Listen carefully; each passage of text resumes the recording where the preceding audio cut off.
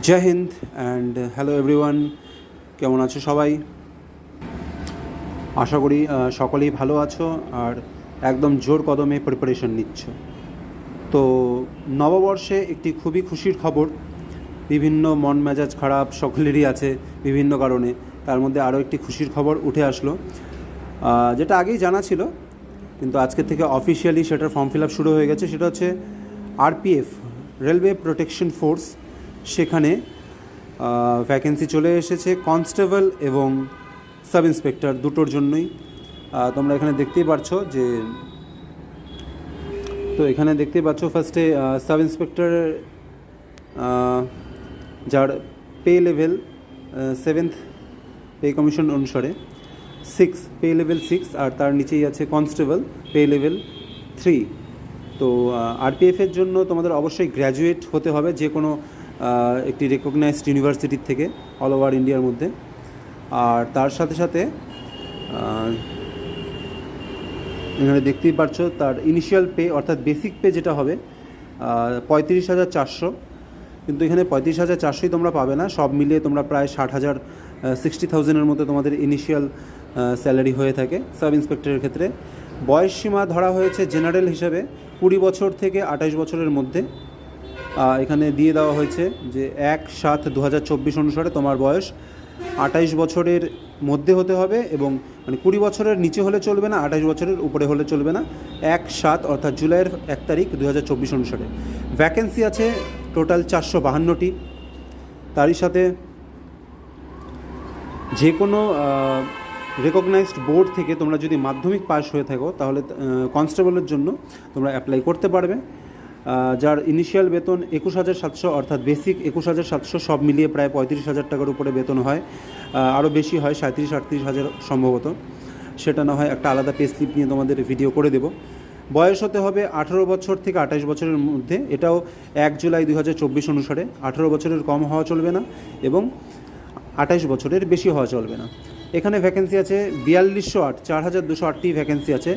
Total vacancy 4,660টি, 4,660 vacancies total. তো এখানে আরও কিছু অ্যাডিশনাল ইনফরমেশনস আছে যেটা তোমরা দেখতেই পাচ্ছ। এটা তোমরা ওই আরআরবির ওয়েবসাইট থেকে এই পিডিএফটি ডাউনলোড করে দেখতেই পাবে। জেনারেলদের জন্য লাগছে 500 টাকা ফিস, কিন্তু একটি মজার বিষয় হচ্ছে তোমরা যদি সিবিটি অর্থাৎ পরীক্ষাতে অ্যাপিয়ার হও, পরীক্ষাটি যদি দাও, তাহলে 400 টাকা তোমাকে রিফান্ড করে দেওয়া হবে। একটা ব্যাংকের অ্যাকাউন্টের ডিটেলস তোমাকে দিতে হবে ফর্ম ফিল আপ করার সময়, সেখানে 400 টাকা তুমি ক্যাশব্যাক পেয়ে যাবে। একইভাবে বাকি অন্যান্য SC, ST, OBC, ex serviceman, হ্যাঁ, তো ইকোনমিক্যাল ব্যাকওয়ার্ড ক্লাস, ইবিসি যেটা আছে, সেখানে তোমাদের 250 টাকা লাগছে। আর তোমরা যদি সিবিটি অর্থাৎ কম্পিউটার বেসড টেস্ট, হ্যাঁ, পরীক্ষা যেটা হবে আমাদের টোটাল 120 নম্বরের, সেখানে তোমরা যদি অ্যাপিয়ার হও তাহলে 250 টাকাই তোমরা রিফান্ড পাবে। তো একটা মজার বিষয়, অনেকেই ভাবছে যে ফিস অনেক বেশি আছে, কিন্তু না, ফিস ঠিকই আছে। তোমরা যেন অ্যাপিয়ার হও সেই জন্যই এটা করা হয়েছে, তার সাথে সাথে তোমরা রিফান্ডও পেয়ে যাবে। এই রয়েছে সব আরআরবি তার ওয়েবসাইটগুলো: আহমেদাবাদ, আজমের, বেঙ্গালুরু, ভোপাল, ভুবনেশ্বর, বিলাসপুর, চণ্ডীগড়, চেন্নাই, গোরখপুর, গুয়াহাটি, জম্মু, শ্রীনগর। এখানে আরও আছে যেরকম কলকাতা, মালদা, মুম্বাই, মুজফ্ফরপুর, পাটনা, প্রয়াগরাজ, রাঁচি, সেকেন্দ্রাবাদ, শিলিগুড়ি, তিরুবনন্তপুরম বা ত্রিবেন্দ্রম। তো যেই জোনের আন্ডারে তোমরা যারা যেই জোনের আন্ডারে পড়ছো, যেই আরআরবির আন্ডারে পড়ছো, সেই আরআরবি অনুসারে তোমরা ওই আন্ডারেই তোমরা ফর্মটা ফিল আপ করবে। সেই ওয়েবসাইটে গিয়ে, অবশ্যই ক্যাফেতে গিয়ে, বা নিজে যদি করে থাকতে পারো তো নিজেই করবে। তো এই হলো তোমাদের একটি খুশির খবর আজকে 15 তারিখ এপ্রিলের। আজকে এপ্রিলের 15 তারিখ। তো আশা করি তোমরা সকলেই জানো যে আজকের থেকে শুরু হয়ে গেছে ফর্ম ফিল আপ। আগামী মাসের অর্থাৎ মে মাসের 14 তারিখ পর্যন্ত ফর্ম ফিল আপ চলবে। তো যত তাড়াতাড়ি করে নেওয়া যায়, মানে এই মাসের মধ্যে করে নাও, ঠিক আছে? আজকে কালকে করতে হবে এরকম কোনো ব্যাপার নেই, কিন্তু তুমি যদি ফাঁকা থাকো তাহলে অবশ্যই আজকালকার মধ্যে করে নাও, বা তোমার সময় মতো এই মাসের মধ্যে, এই মাসের 30 তারিখের মধ্যে করে নাও। কারণ শেষের দিকে কী হয়, প্রত্যেকটা সার্ভারই ডাউন হয়ে যায়, ক্র্যাশ হয়ে যায়, সার্ভার খুলতে চায় না, সেই কারণে তোমরা ফর্মটা হয়তো ফিল আপ করতে পারবে না।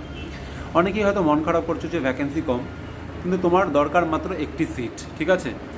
তো সেখানে এদিকে 450-র উপরে এসআইয়ের ভ্যাকেন্সি 4000-এর উপরে 4200-র মতো তোমার কনস্টেবলের ভ্যাকেন্সি, তো টোটাল 4600 তোমার ভ্যাকেন্সি আছে। তো সেখানে মাত্র তোমার একটি সিট দরকার। তো ওই একটি সিটের জন্যই তোমাকে কম্পিটিশন করতে হবে। কোথায় কী হচ্ছে না হচ্ছে কোনো দিকে খেয়াল দিলে চলবে না, কান দিলে চলবে না, ঠিক আছে? নিজের মতো করে প্রিপারেশন শুরু করে দাও। কিভাবে সিলেকশন প্রসেস কী আছে, কত নম্বরের পরীক্ষা হয়, কত মিনিট সময় থাকে, কী কী আছে সিলেবাসে, সেগুলোর জন্য আলাদা একটি ভিডিও বানিয়ে দেবো কাল পরশু, ঠিক আছে? তারপরে এটার physical fitness, physical measurement test, physical efficiency test, মাঠে কী কী হয়, কী কী পাস করতে হয়, শুধু দৌড় আছে নাকি তার সাথে হাই জাম্প, লং জাম্প এগুলো আছে, সেগুলো তোমাদেরকে পরের কোনো একটি ভিডিওতে আমি বলে দেবো। তো আপাতত তোমরা ফর্ম ফিল আপ করে নাও। এলিজিবিলিটি দেখতে পারলে মাধ্যমিক পাসটা তোমরা কনস্টেবলের জন্য ফর্ম ফিল আপ করো, আর যারা গ্র্যাজুয়েট আছে তারা দুটোর জন্যই করতে পারো, কনস্টেবলও করতে পারো, আরপিএফ এসআইয়ের জন্য করতে পারো, সাব ইন্সপেক্টরের। দুটোই খুবই ভালো পোস্ট, খুবই ভালো চাকরি, সম্মানীয় চাকরি। রেলওয়ে প্রোটেকশন ফোর্স আরপিএফের দ্বারা তোমরা সেন্ট্রাল গভর্নমেন্টের আন্ডারে একটি চাকরি পেতে পারো।